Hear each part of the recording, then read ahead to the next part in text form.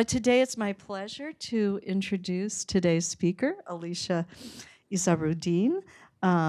She comes to us from the University of Malaya, from Ceylon University, where she is a senior lecturer in the Gender Studies program.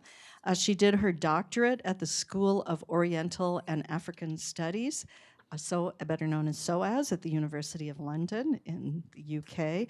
And her first book, which came out in 2017, is entitled Gender and Islam in Indonesian Cinema. She also has a recent publication in what's probably the most prestigious journal in women's studies, Signs, the Journal of Women in Culture and Society, entitled Free Hair. I love that title for obvious reasons. Unveiling and the Reconstruction of Self. So I commend that to all of you. That came out in issue 44. She also has many other publications on equally interesting topics, but I don't want to take any further time away from her lecture, Bureaucratic Islam and the Romance Industry in Southeast Asia. Alicia.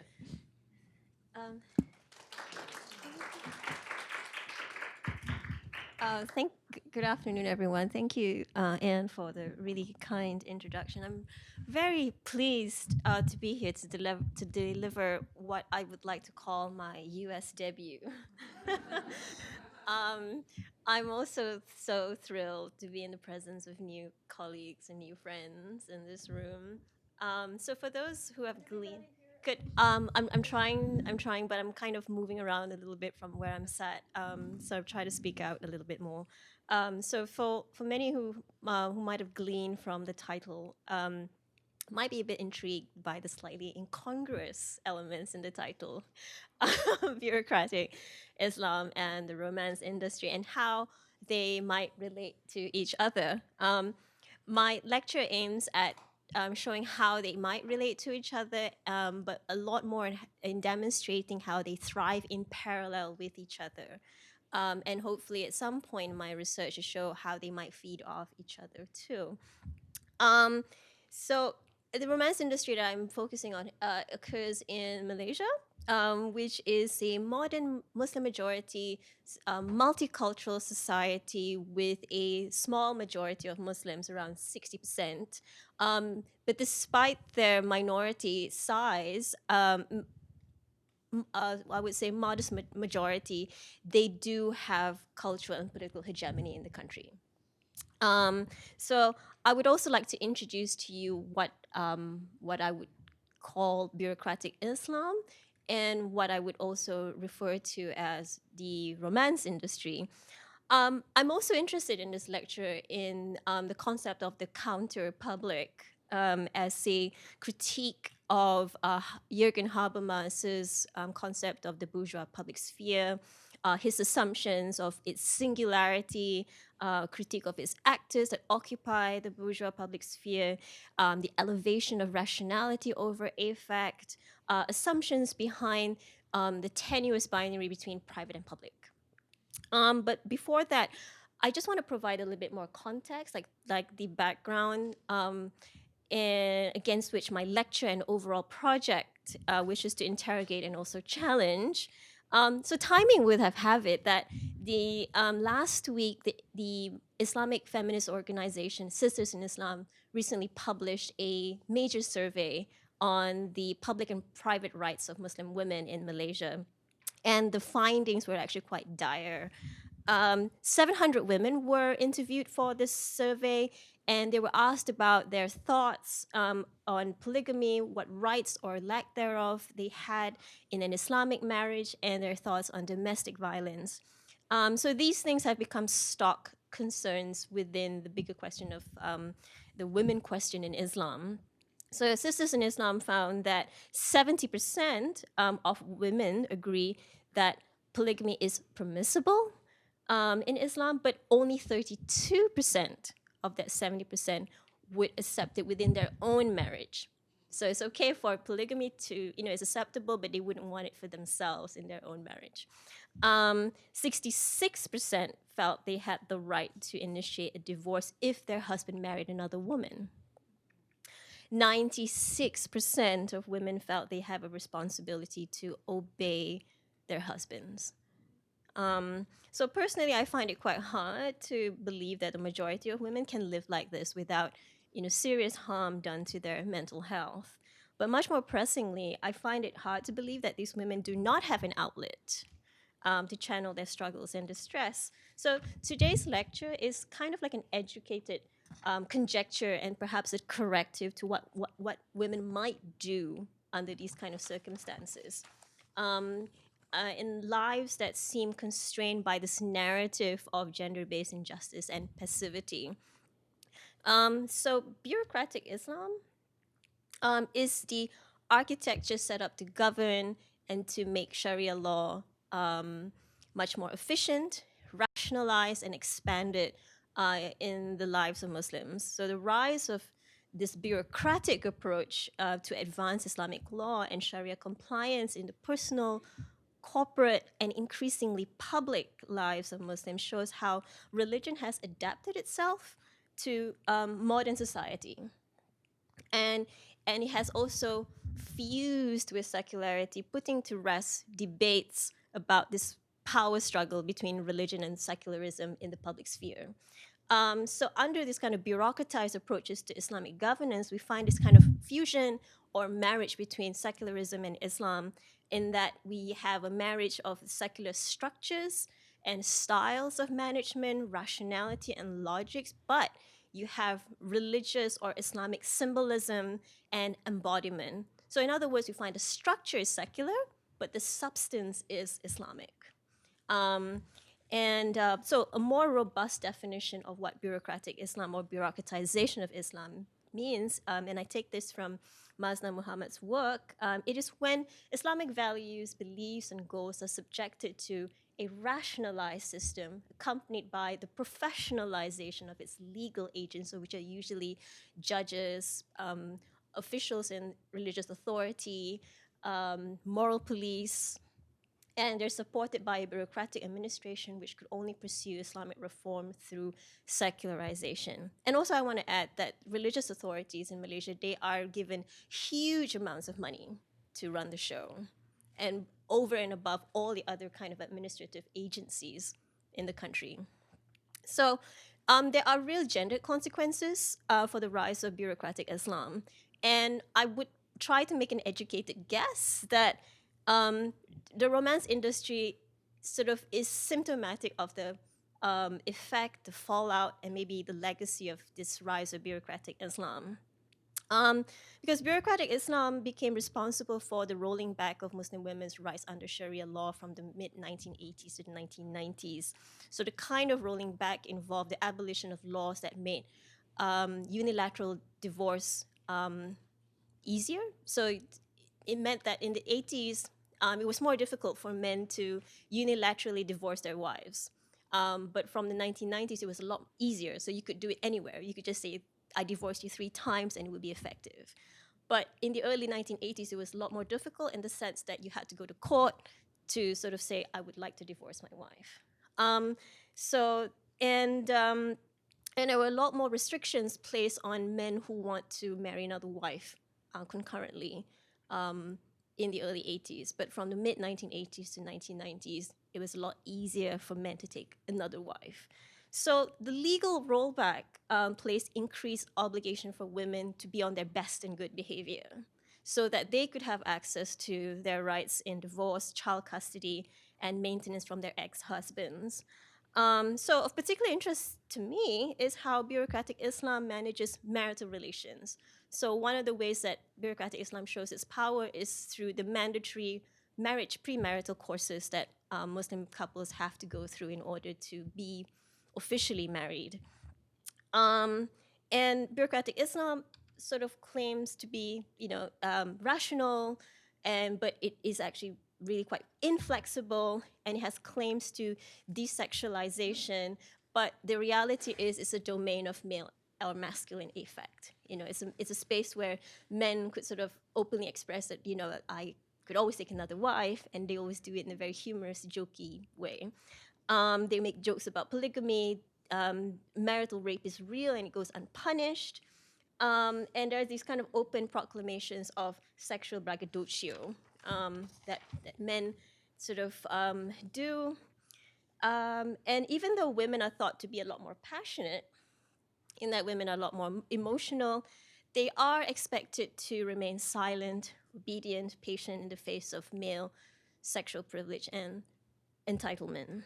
So, under these kinds of conditions of what I would refer to as emotional asymmetry, in the sense that men could sort of express, these sort of sexual prowess, but women have to sort of stay silent, even though the paradox is that women are thought to be a lot more emotional traditionally. Women do find ways, these are the outlets that I'm interested in, so they form these kinds of relations, practices, and intimacies in what I would argue to be an emotional counterpublic of the romance industry. So, in other words, the modes of governance under this increasingly bureaucratized form of Islam have had unintended effects, practices, and relations. And of those unintended effects and relations is the romance industry and this emotional counter public of care, which I will talk about towards the end of the lecture. So, I also want to say that the romance industry is kind of an intervention into a kind of public.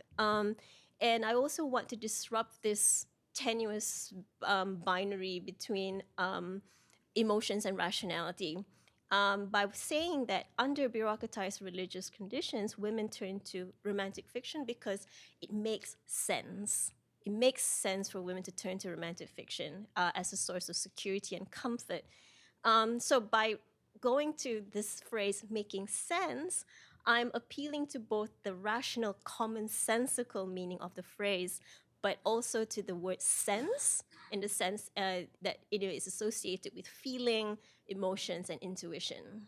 So the Malay romance industry can be sort of encapsulated, because I want to introduce to you this romance industry, what it really means, but I could do that by showing you like a case study of a woman who participated in my fieldwork, who I will call Murni.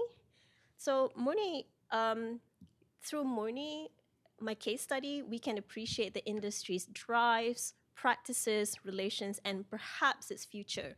So from this point of my lecture, bureaucratic Islam will just remain in the background. It's like the contextual hum, and it won't really sort of bubble up again. So we're just going to focus mostly on the romance industry from now on. So back in 2018, Muni attended a focus group discussion I organized. And it was a focus group discussion specifically for women who were either married, divorced, but they were single mothers and above the age of 30.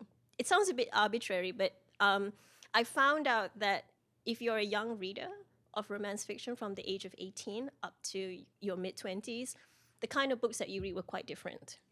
So if you're older, married, the kind of books you look for tend to be quite different. And there is this trend that the stories tend to be increasingly sad as you get older.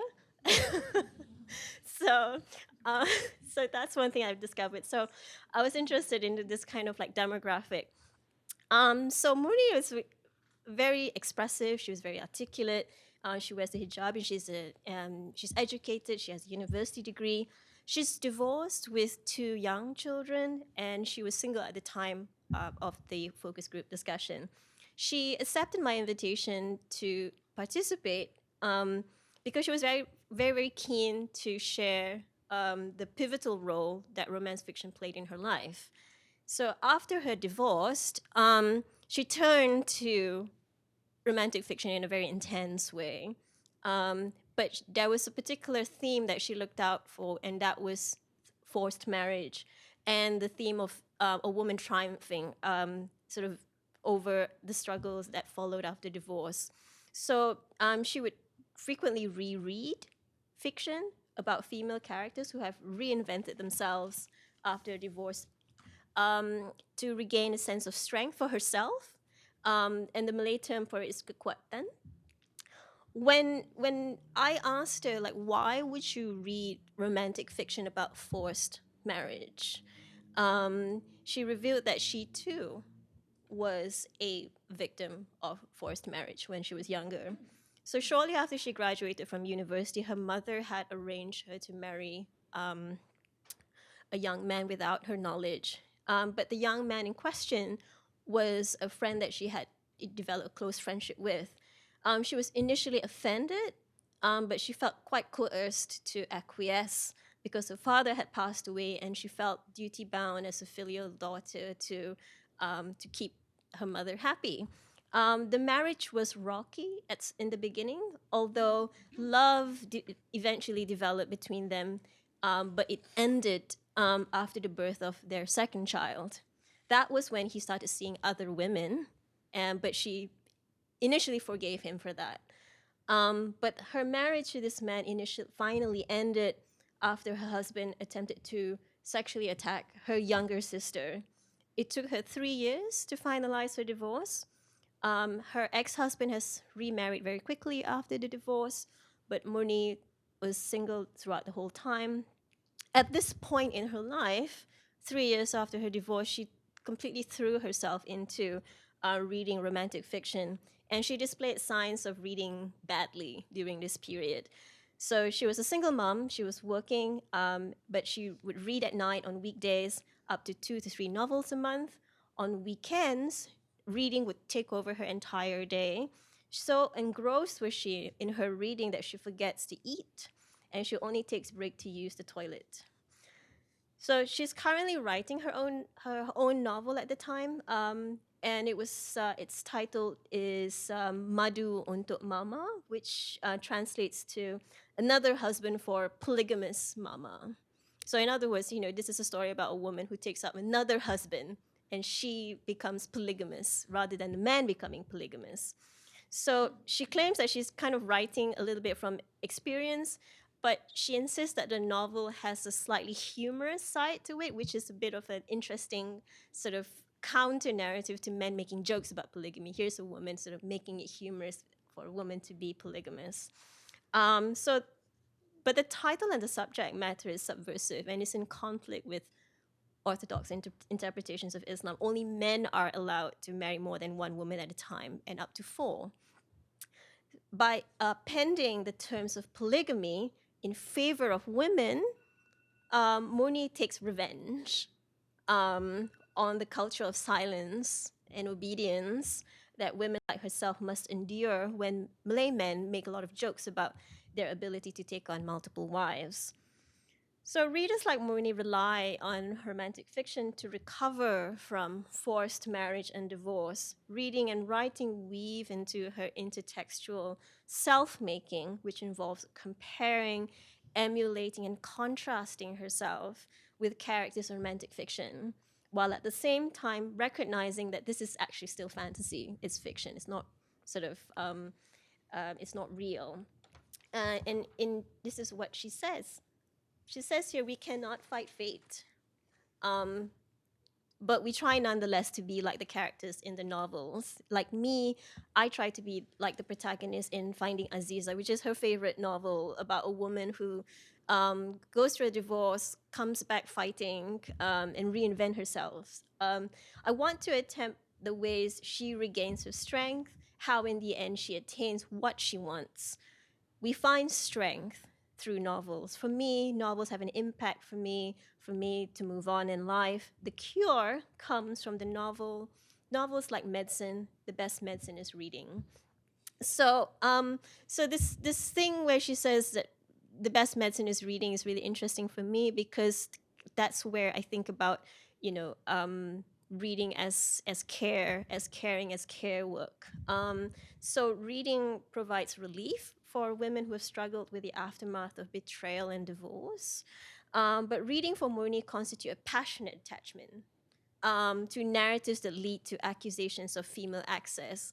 So if you're an avid reader of romantic fiction, you might be accused of feeling too much, having too much emotions, reading too many books, and you read big books that are too big. I mean, some of these books are over 1,000 pages long.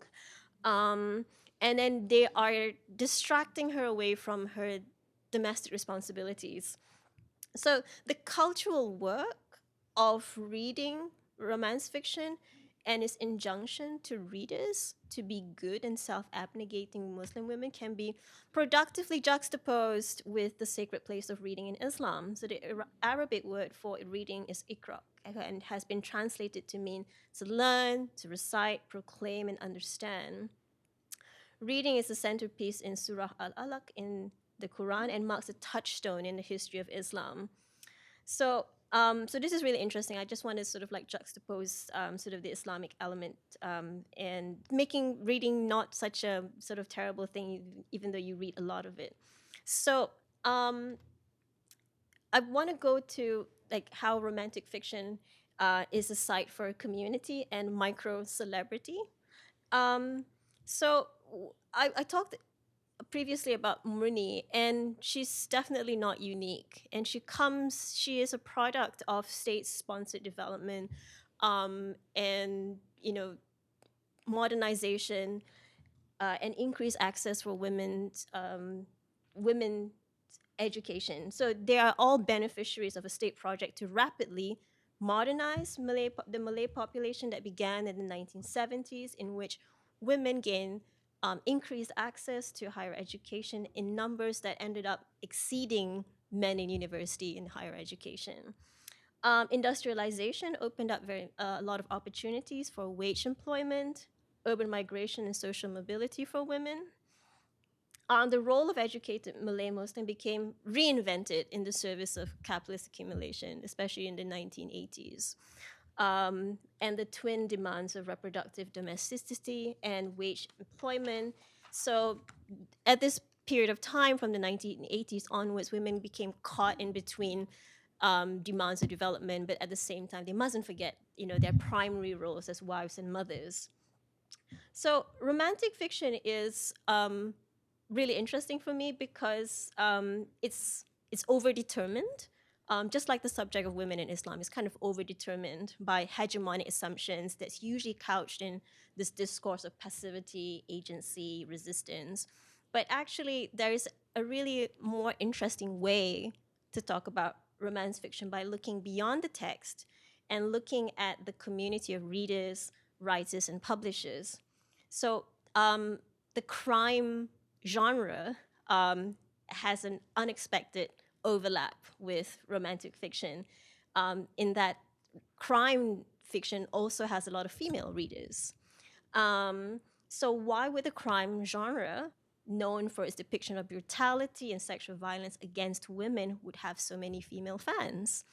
So it's because both genres, the romance and the crime genre, are sort of a kind of safe space for women to take back control of the narrative, where justice and happy endings not found in life could be assured by the end of the story. They could be enjoyed and enjoyed again and again through multiple reading. So the popularity of romantic fiction in Malaysia can be explained as a form of resistance and rejection of Western style romance also. So Western style romance in the eyes of readers is that it's usually quite stereotyped as overtly permissive in its depiction of premarital intimacy. But despite its oppositional orientation to Western style romance, there is still, again, overlaps between like the Malay romance and the Western romance in terms of like how it's viewed by the general public. People still consider it very trashy, trivial, not serious, and it has this idealistic preoccupation with love and often an ambivalent construction of female sexuality.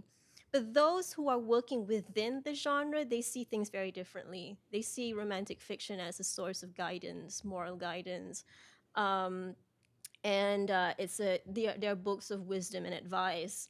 So there are numerous sort of cross-cultural examples. So in Nigeria, romantic fiction, they offer moral advice, moral guidance to readers on overcoming crisis in their love and family life. So a historical view of women writers, show like a negative bias anyways. So anything that's dominated by women tend to have sort of this negative bias. So the romantic fiction that I'm looking at in Malaysia is dominated by female authors, but love stories can be traced right to the beginning of the modern fiction, modern novel in Malay. So the first one was published in 1925. It's called The Story of Farida Heineman, and it was written by a male writer, Sheikh Al-Hadi. The novel was inspired by early 20th century Muslim reformist movement. It was actually set in Egypt rather than in Malaya at the time. And it's a story about, the importance of women's education and emancipation from traditional customs. But it wasn't the most progressive story. So Malay women novelists only made a later appearance in the 1960s. And then Malay literature went into decline. And it was revived again in the form of the popular romantic fiction in the early 2000s. And the novel that sort of triggered this revival was a novel called Waves of Longing, published in 2002.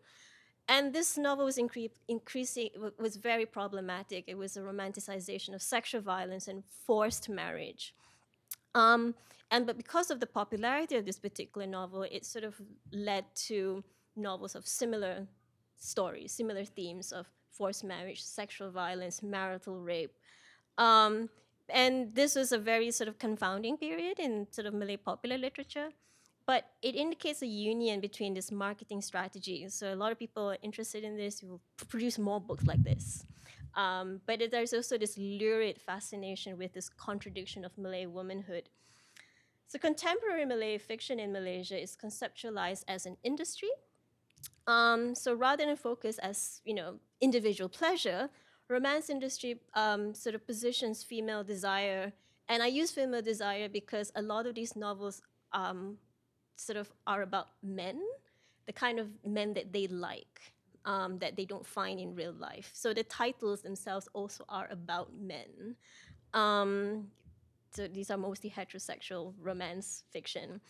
So the romance industry is also this transactional complex of social and commercial relations in which the role of reader, author, and publisher overlap. Because authors and publishers usually start out as readers themselves.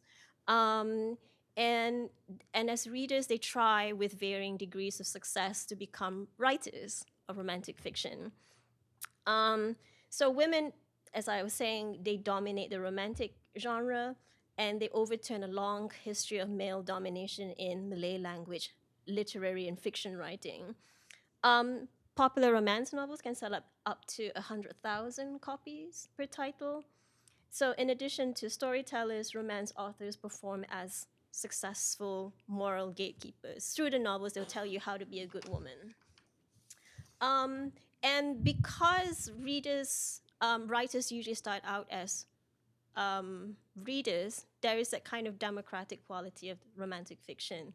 And an example would be this image here. So the lady in the middle, in the orange hijab, her name is Chitet, and she's a best-selling romance fiction author.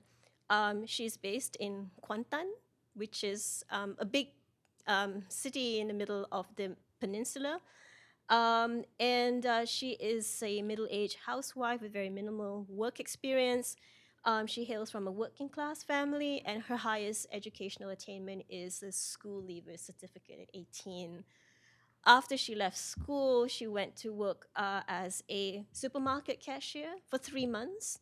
And then she married and she started writing her novels. And she became a huge financial success, although modest if we compare, like how much money people make or not so much here. So she's written about 4 novels, and she's sort of gained around 5,000 US dollars from 10% of sales in a span of 4 years. So her most popular novels about female sacrifice and forced marriage, she says, are not based on personal experience, but they're kind of like constructed from like pure fantasy. So other popular novels are middle-class women who mine from their own personal experience and expertise as lawyers and university lecturers. and they craft these quite realistic and educational love stories, much praised by their readers. So this kind of literary practice is shown to be methods of public expression and self-modernity for women who are, from poorer working class backgrounds. And we see this trend in in Southeast Asia, in Indonesia. We have domestic workers who also turn to online public forums to write stories on online forums, and they also write novels about their lives, their aspirations, and also activism. How much time have I got left? I think I've probably spoken about half an hour. Okay, super. So I want to go now to the infrastructure that makes our romance industry possible. And this is what I call the infrastructure of an emotional counterpublic. Um, so for the past 3 years, there's a place that I go to every April for 2 weeks, and it's the Kuala Lumpur International Book Fair. So this image doesn't quite capture sort of the sights and sound of this book fair, um, but this is the biggest literary event of the year. And women, young and old, they come dragging their suitcases with wheels, waiting to fill them up with romance novels by the end of the day. The venue is the Putra World Trade Center, which is this enormous building. It's a place of cultural and political prestige. It's located right next to the headquarters of the Malay Nationalist Party, so the place itself is quite prestigious.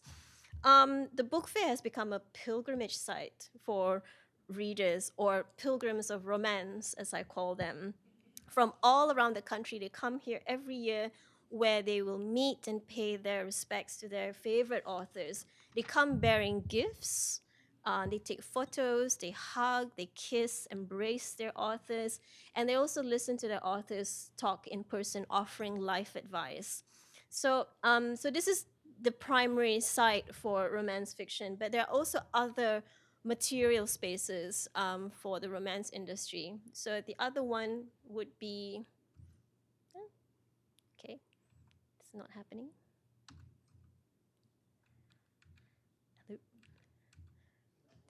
Because the next slide is really quite important. I just want to. That's when it always. It's going to get when you see it. Oh, here we are. Okay, super. Okay, so all throughout my field research, I'm just testing it. They may be large files. That's why it's taking. okay, yeah, they are. They're just mostly images. So all throughout the duration of my field research, I maintain contact with the publisher and owners of this publishing company called Kasih Aries. They've been in business for the last 10 years, and they also run this romance cafe seen here on the left, called Readers Heaven and Coffee. On their team are women. It was co-founded by two sisters, and the sisters are partners, and their friends are their sales promoters, reviewers, and editors. All of the women in Kasih areas, they are middle-aged Malay Muslim women. They wear the hijab. They're university educated. They're very articulate, very literate, and they're also avid readers of romance fiction. They run the company and meet daily here in Reader's Heaven and Coffee. And it's located in Bandar Baru Bangi, which is this pioneering Islamic township on the west coast of Peninsular Malaysia with an overwhelmingly Muslim middle class population. The cafe is one of the few bookshops and publishers in this quite Islamic shopping district frequented by female patrons who are there mostly to buy luxury hijabs and prayer garments. So Readers Heaven and Coffee sells only romance fiction. Nearly all of the books are in the Malay language. It is a space for its owners, the co-founder, and for readers to come and talk about love in a way, and learn about sort of what it means to sort of indulge themselves in ideas and narratives and practices of love. So that is the sort of catchphrase for the publisher. It's all about love. Kasih means love. So I think this is quite an important moment for me to talk about like cross-cultural interpretations of love. I mean, because it isn't really what you think it is, and and it's not right to sort of interpret what we think is like a universal emotion and then sort of impose our understanding of what love is into another place. So there's increasing scholarship on problematizing um, meanings of love. And the desire for love and companionate marriage is often seen as this kind of universal phenomenon, but actually is seen as this kind of like globalized ideal that people aspire to modernity, talk about like wanting to marry based on their own choices. But I also want to focus on a more culturally specific idea of love in the Malay society. So the etymological origin for the word love in Malay is cinta, and it comes from the Sanskrit word cinta, to mean thought or to mean to care. Etymologically, it suggests a link between reflecting on something and the act of love. And from its semantic roots, love is meant to be something edifying. And it's meant to be intellectually uplifting. Even though the titles of the novels that I haven't had time to share with you, they don't come across as very edifying. But nonetheless, the like cinta or love is good to think with. And also the word care, from its original Sanskrit meaning, is also something very important, because that's where I'm going to go to at the end on counter publics of care. So the role of thought and reflection in romantic love, as opposed to the physical and material relations of love, is sort of discussed in a lot of length in Wazir Jahan Karim's groundbreaking research on the discourse of emotions in traditional Malay society. So traditionally, articulations of intimate and romantic emotions become intensified during courtship, and it's usually mediated through poetry and song.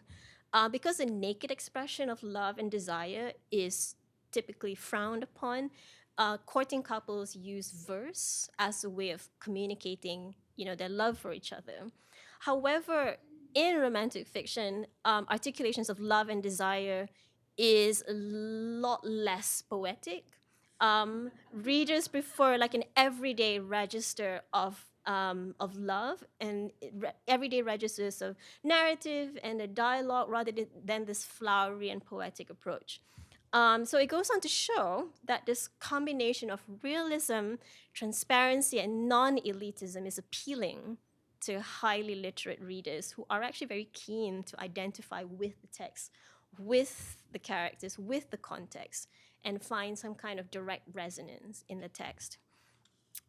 So which brings me to like the penultimate section of my talk, romance fiction as an ethic of care. So romance industry and the writing of romance fiction has proven itself to be quite somewhat non-hierarchical. There is an emphasis on interrelations and community building, and so these are sort of, it contributes to the genre's success, and the centrality to the readers' lives, and as a counter public, it's addressed to them as Muslims, as students, as workers, mothers, and wives. So through the romance fiction's ability to provide relief, comfort, security, solidarity, and also hope for readers, it enables possibilities for decentering and subverting male protectionism as a source of care in Islam. This is to say that there are alternatives in which women can also provide care for other women. So perhaps this view of romantic fiction as a moral enterprise in its effective motivations, emphasis on relations, and implicit critique of women's status in society coheres really well with Carol Gilligan's concept of the ethic of care. So and I take a quote, which I kind of really like from, oh, there we go. So from a justice perspective, she sort of compares the concept of justice and care. So from a justice perspective, the self as moral agent stands as a figure against the ground of social relationships, judging the conflicting claims of self and others against the standard of equality. From a care perspective, the relationship becomes the figure, defining self and others within the context of relationships. I think there's a bit of a typo there. The self as a moral agent perceives and responds to the perception of need. So Carol Gilligan's ethic of care arises from her critique of justice that places centrality on the autonomous individual as an active agent. The ethic of care here is exemplified in romance fiction by the concern to care for others, provide care, prevent harm, moral relationships with others. So the authors do care about their readers a lot. So this ethic of care is mediated through and transcends the romantic text through community building, interpersonal relations with writers, opportunities for readers to become writers themselves, and the material infrastructure that make emotional counterpublics possible. So, in conclusion, it's a very big file, so it takes a little while for it to transition to the next thing. Okay. Okay, there we are. So romance fiction could not have succeeded without high levels of female literacy, high levels of education and access to education. High rates of female literacy in Malaysia contribute in direct and indirect ways to this formation of like this emotional counter public. Reading and writing have become tools for the empowerment of women, and reading in particular is being a sacred injunction, creates conditions for romantic fiction to produce and foster social literary relations across socioeconomic class backgrounds. So to conclude this, I also want to say that the process of selling and buying emotions, because this is what romance industry does, it's a transfer of affective resources from the booksellers who act as arbiters of romantic taste. So the booksellers will profile readers and say, I think I know what you like. And then, they will recommend things. And they would recommend things to who they see as an emotionally deprived party. Women who feel unfulfilled, who seek solutions to their personal problems and have a strong desire for emotional and romantic thrill. Romantic text activates emotions in the reader. The thicker the book, the more emotional enjoyment the reader will feel. It also facilitates emotional self-sufficiency in women who feel deprived in their marriage. For these reasons, romantic fiction contributes to the creation of the counter public of care. So if the aim of religious bureaucracies is the production of emotional asymmetry, of male sexual dominance and female silent obedience within the institution of Muslim marriage, and the production of a hegemonic public in which these values preponderate, then its counterweight is the romance industry, which harnesses the cultural script of women being overly emotional or the female emotional excessiveness for its own ends and through productive means, through community building, storytelling, and the no less ambition project of reworking womanhood itself through the counterpublic of care. Thank you.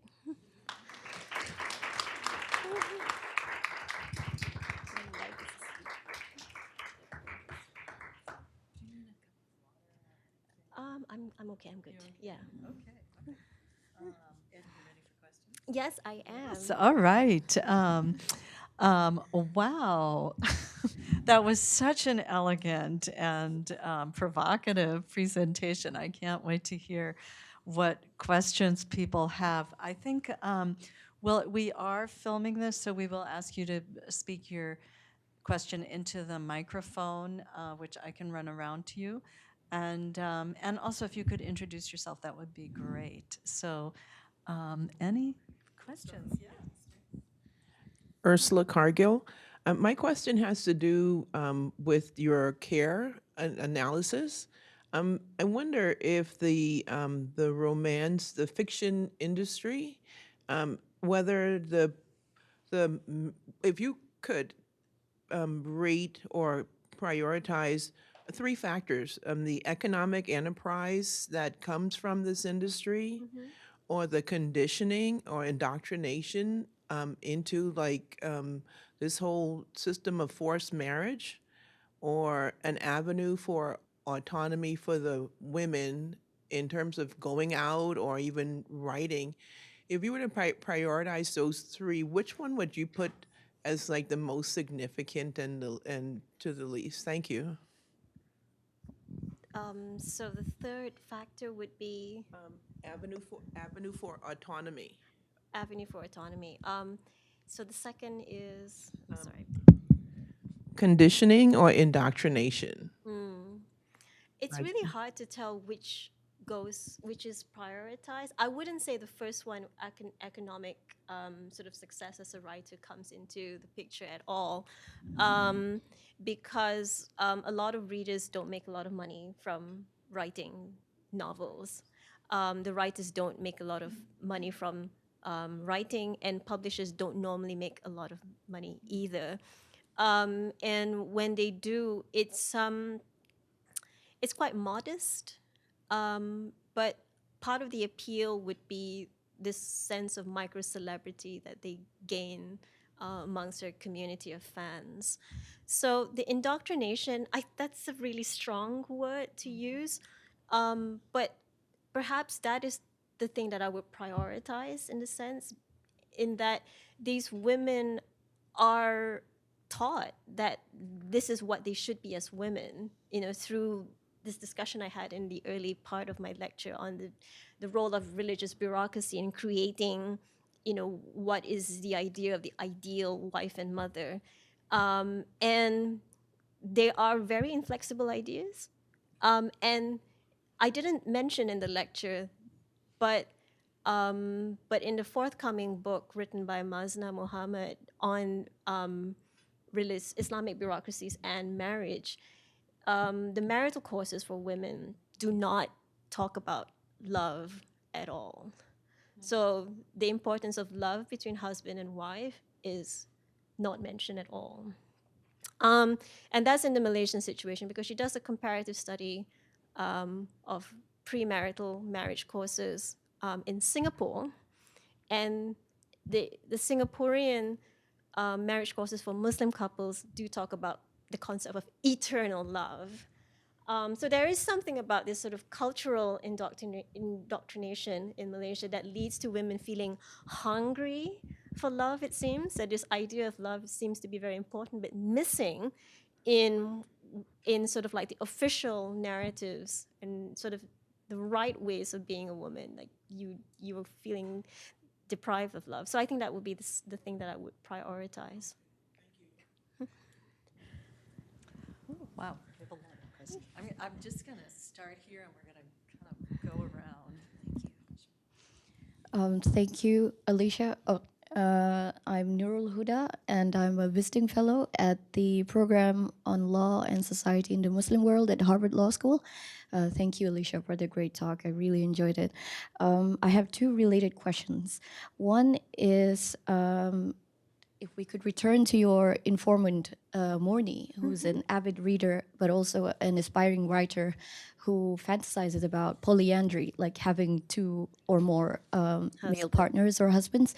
I was very fascinated by this because in my study of Malay polygamy, it was very unusual to encounter women who actually found polyandry very appealing. In fact, they would prefer to divorce one and go to the next man rather than have multiple men at the same time. Yeah. So I wonder how prevalent fantasies of polyandry are among the women that you studied, which brings me to my second question. If these romance novels serve as like a way to cultivate fantasies about love, romance, marriage, what are the limits of it? I mean, do these novels talk about sex, for example, which are very taboo subject in Malay society, or do they explore different kinds of love, like maybe homosexual love? So I'd love to hear your thoughts. Thank you. Polyandry is, probably unthinkable for a lot of women anywhere, not necessarily in the context we're talking about today. So only Mooney spoke about polyandry and wanting to write about this in her novel. And I don't see any other examples. However, I would say that there are a lot of novels that do focus about the kind of men that they would like. And having spoken to publishers and writers, they talk about men who are idealized men in the fiction would be men who play a more active role in the household, doing more domestic responsibilities and showing a lot more affection physically and through words. These are the kind of idealized images of men. But the interesting thing is that I think it's one man at a time, but there are multiple competing male rivals for the romantic attention for these women that are explored in this fiction, but the end is sort of monogamous. But I think there's an increasing trend. If I just want to go slightly, slightly tangential direction, would be to say that the kind of men that they're interested in also come from a variety of socioeconomic backgrounds. So it's not just sort of a very wealthy man. There are also men who are farmers, shepherds, roadside food vendors, street food vendors, who are also idealized as potential romantic interests for these women. Going to your second question, which is on the the site, which is Cassia Aries, that I go back to for the research, they have very clear guidelines on how to write romantic fiction. There's absolutely no depiction of premarital sexuality. So for this reason, a lot of novels start with marriage first, then the romance comes in, rather than sort of this Western idea of romance where it's love and romance and then it ends with marriage. So the reason why you start with marriage is that it provides a sort of permissible condition for female intimacy, male-female relations to happen under, halal permissible conditions. But the thing is, when we do talk about sexuality, that is quite prevalent in romantic fiction. It's often sort of quite violent as well. So there's a lot of sexual violence in these stories. And when I talk to readers who like reading these kinds of stories, it's for them, they say that, they will always say, it's never happened to me. I've never been a victim of forced marriage or a victim of rape. But they use the text as a way of learning, what if they do become victims of rape? Then the novels provide a way of sort of coming to terms with these kind of things. But also publishers tend to have like a page where they call out, aspiring writers. If you're interested in publishing with us, these are the rules. So no sex, no sort of politics, no controversial, not even homosexuality is allowed. Oh, there are more. Okay. Good afternoon, Professor Izharuddin. It's a pleasure to have heard your work, and it's really invigorated a lot of my thought. My name is Nicole Carreri. I'm a second-year PhD student at BU, working with Professor Keisha Ali as my advisor. So I work on gender. I have many questions, so I'm so glad to have the opportunity to be stimulated and to think in different ways from your work. One of them is when we look at, for example, the notion of males' desire, and we have in the news recently how the king of Thailand, for example, has, stripped his consort of her official titles, and looking at the ways in which men's desire and intimacy is almost elevated to this, royal status.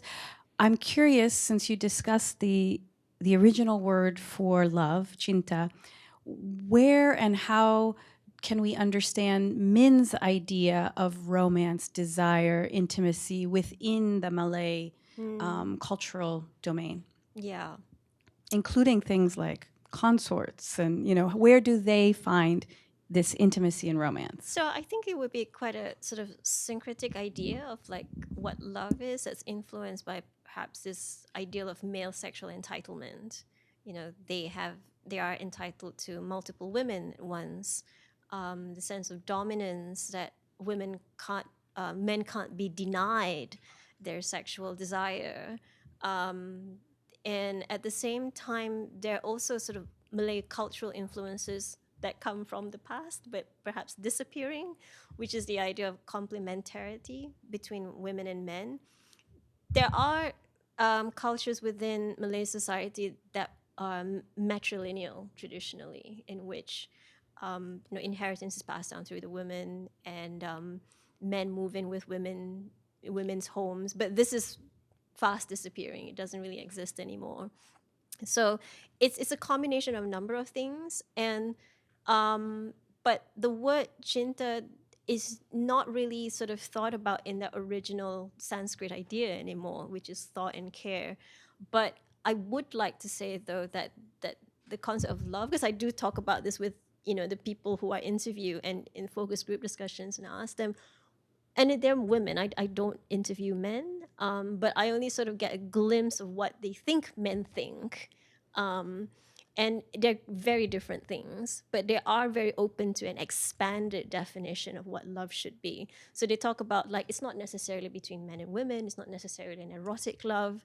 It could be, love between friends, love that you have for your family. But usually that's coming from younger people who probably are inexperienced with, the reality of romantic love. So I would say for men, maybe it's a sense of entitlement, and this implicit dominance is acceptable. They have the right to demand affection, sexual attention from women.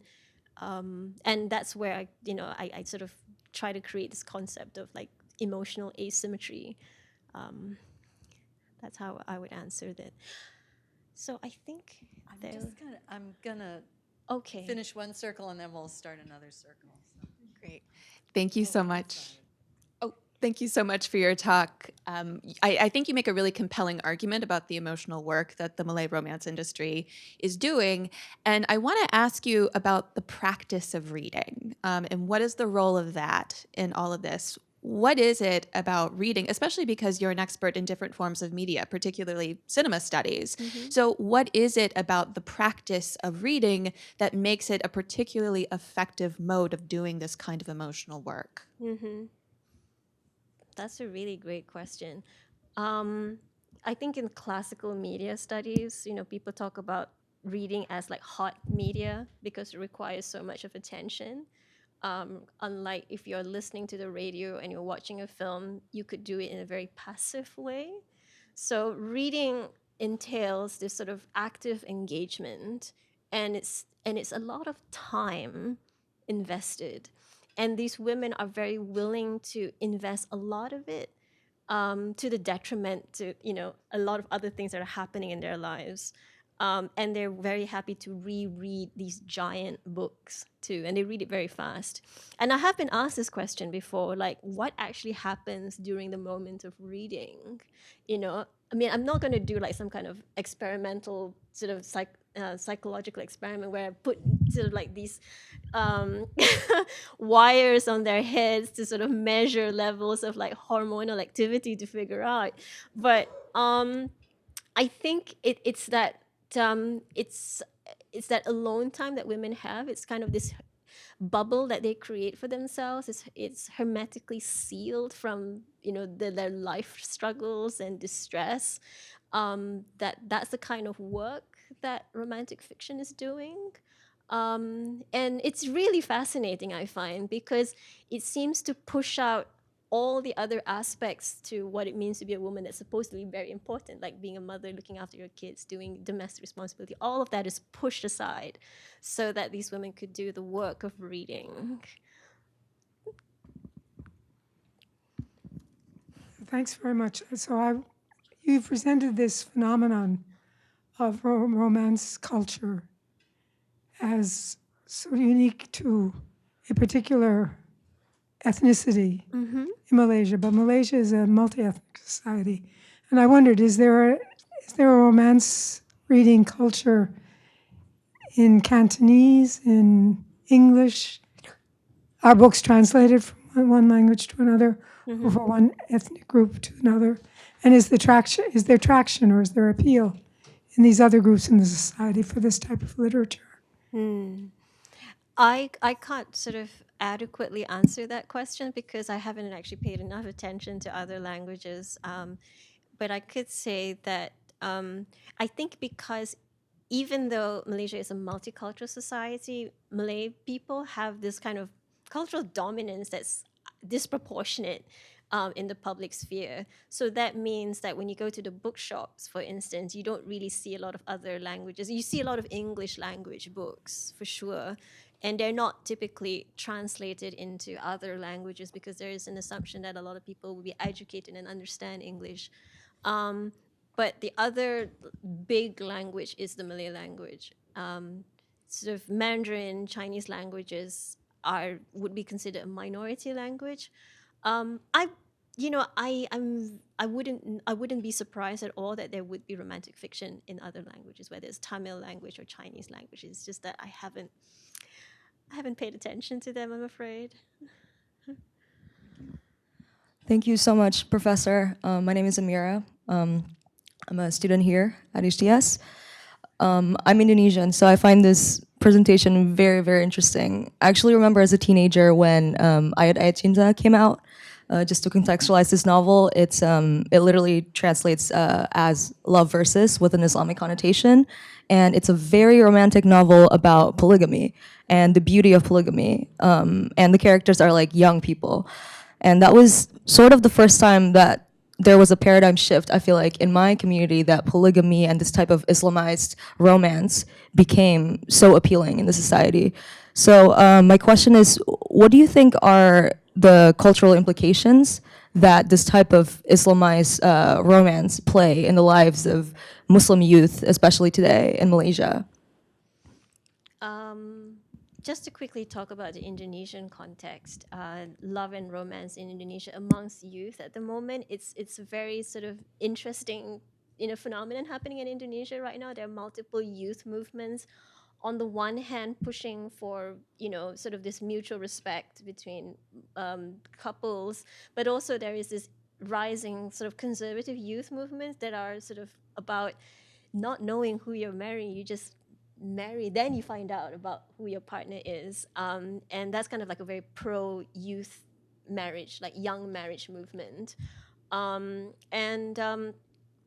Ayat Cinta, or Verses of Love, has a sort of huge ripple effect in the region, because it's a very unusual book and it became adapted to a very successful film. And the reason why it caught this sort of huge attention was because here is polygamy being romanticized, and it was sort of targeted to young readers. It was written by a man, and who was part of this literary group. And the interesting thing is that it ends with monogamy. It doesn't end with polygamy. So it's about a man who has competing female attentions who are vying for his love. He's an Indonesian man who is in Egypt. He's studying in Al-Azhar University, and while he's there, all these women, and he's an ordinary looking guy. He's nothing spectacular to look at, but so there's an Egyptian woman. There are a few Indonesian female students who are also studying there with him, and they're all throwing themselves at him. And so he is in this moral dilemma. How does he choose? And then he realizes, in Islam, I can have multiple women. But but how it ends is interesting, because somehow this idea of monogamy eventually prevails. But there was a moment of a polygamous situation where he marries a Christian Coptic woman, and from Egypt, and it was her dying wish to marry him, and he married her on her deathbed, and they were very briefly polygamous. So that is the kind of romantic ideal in the story, but it ends with it does end with monogamy, and he marries a lady who is behind a niqab. So that was also quite a major sort of paradigm shift in Indonesian cinema, where this is the first time you see somebody in a veil. For a long time, there was no, even though Indonesia's got the biggest Muslim population, I think maybe after India or second to India. Alicia, thank you so much. So what I find so interesting and compelling in your work is that you are taking us from this emphasis on love to care, right? And so that's a really interesting arc, and lots of things sort of get opened up as a result of it. And sort of two questions come to my mind, and one is where, in a sense, you're doing this careful reading of the concept of love and where it comes from and sort of its multiple genealogies.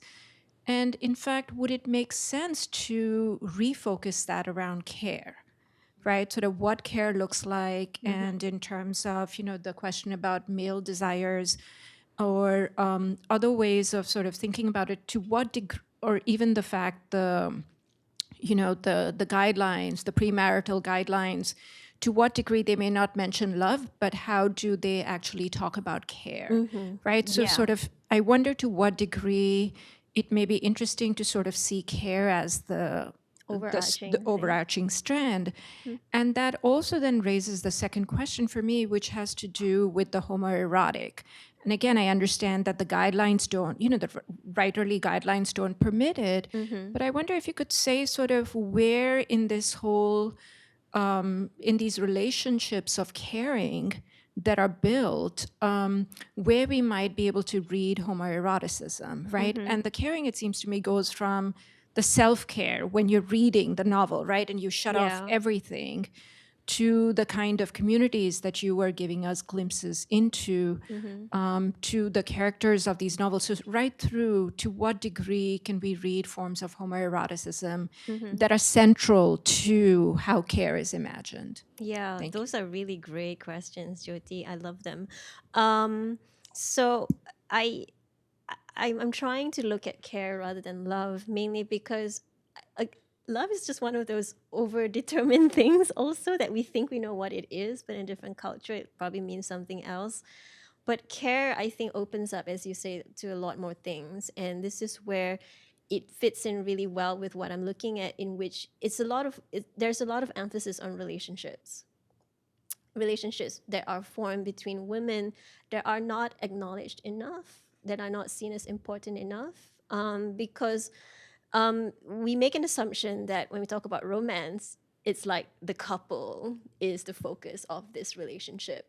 But actually, there are relationships outside the couple that seem to be very important, and they are doing a kind of emotional care work for each other. The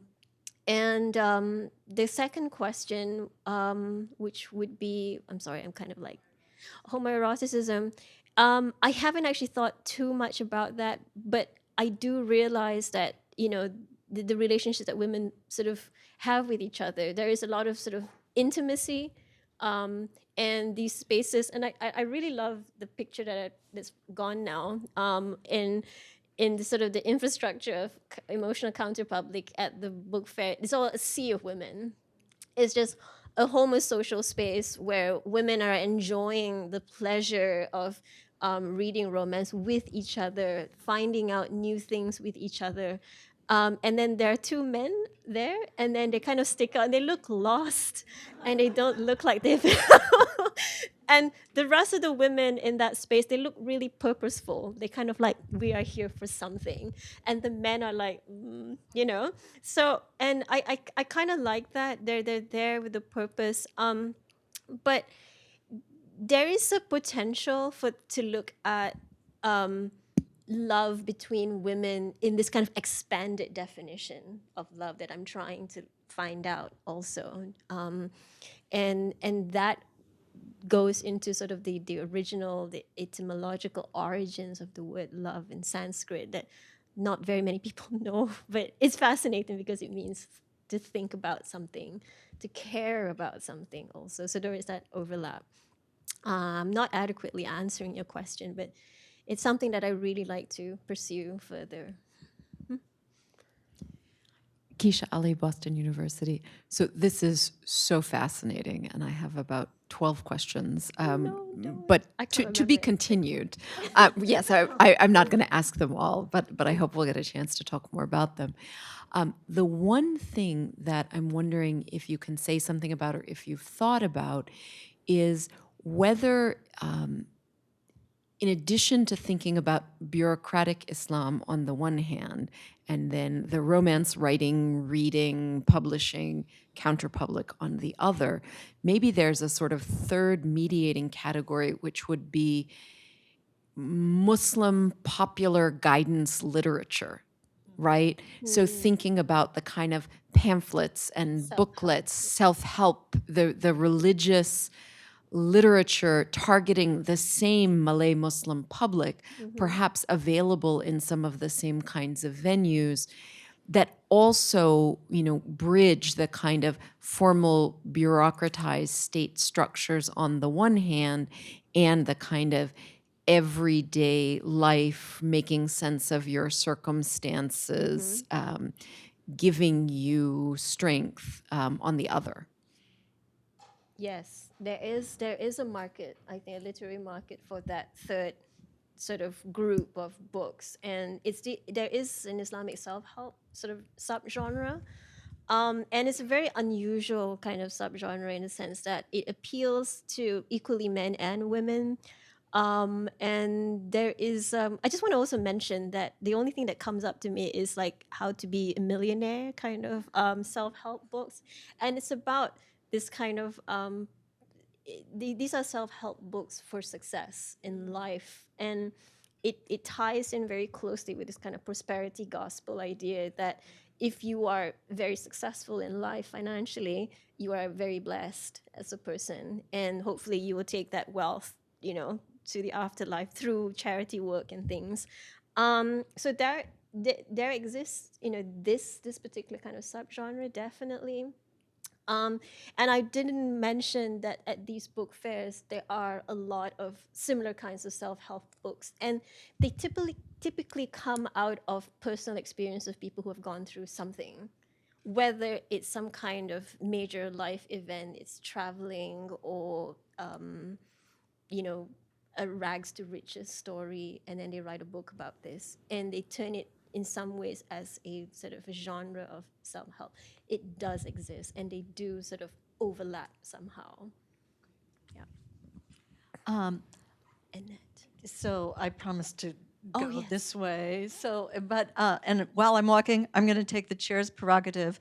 We have about 5 more minutes, so I'm gonna let's take a few questions and I'll try to answer really before quickly. you respond. And I'm just going to throw in one that the first book cover you showed us had the high rises in the background, and then then kind of beneath in the undercurrents was like a natural environment, which I presume was the fantasies were occurring in this realm of nature as opposed to the modernized.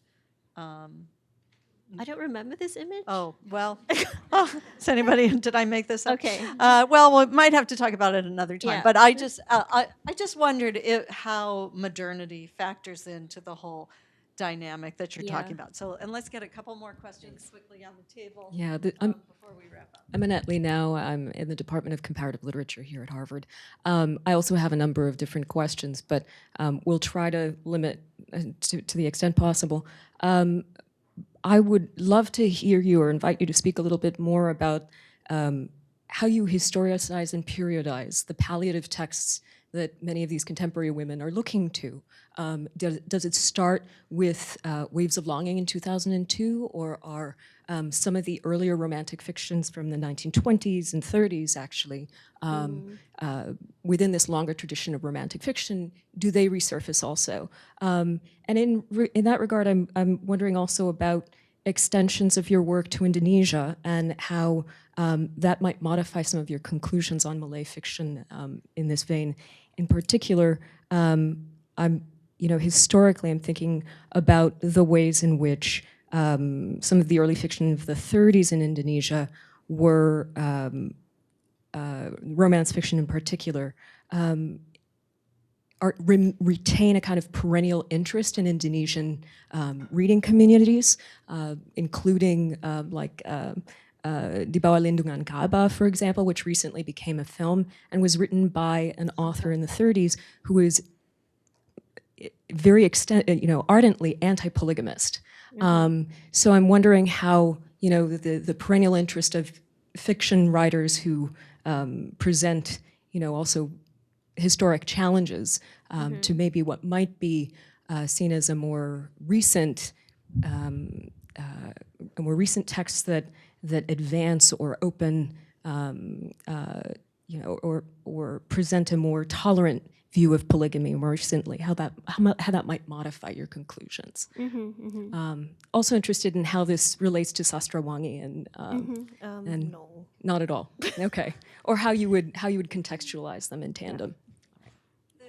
I think we better give Aisha our last 2 minutes to respond to any of these questions that you those want are big questions that I probably don't have enough time. But all I could say is that earlier works of literary fiction don't prefigure in contemporary works because, as I was saying, there is a decline in literary Malay works, and then they kind of disappear, but they only reappear in sort of more edifying spaces.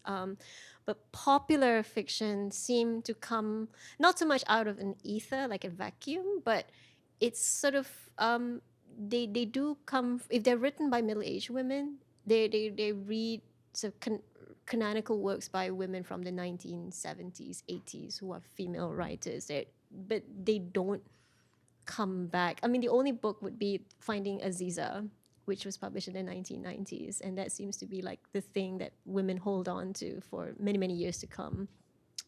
But women writers, literary writers, they're still like literary. They're not a big figure in Malay literature. The Indonesia, these books don't travel very well to Indonesia. Perhaps Ways of Longing does, and I think to talk about polygamy and how that would change my conclusions, I haven't actually thought about that very much. I'm running out of time, and I'm kind of like the clock is ticking. I did share at the beginning of my lecture that a majority of women do accept it. That it's permissible in Islam. However, they wouldn't be able to accept it in their own lives. And how that changes in the fiction is, there are different ways to revision that, I suppose. Yeah, I don't really know how to answer that question for now. Yeah, there are no canonical works like, the level of Hamka coming back. Even the first Malay novel, which was published in 1925, that has become sort of like this it's more or less forgotten now. It's really hard to get this book in a bookshop. Unlike in Indonesia, when you go to Jakarta, the Gramedia, you could buy books, by Hamka, but you can't buy a book by Sheikh Al-Hadi. That's the reality of the literary market. It's sort of like old stuff, they just disappear. It's mostly new things that seem to come out of a literary vacuum. Sorry, that's kind of... Well, I We'll think, talk about this more. yes, I can see that there are a lot of people who want to talk more Yeah. with you, and we'll give them a chance to do so after we give you a warm thank you for a wonderful presentation. Thank you so much for staying.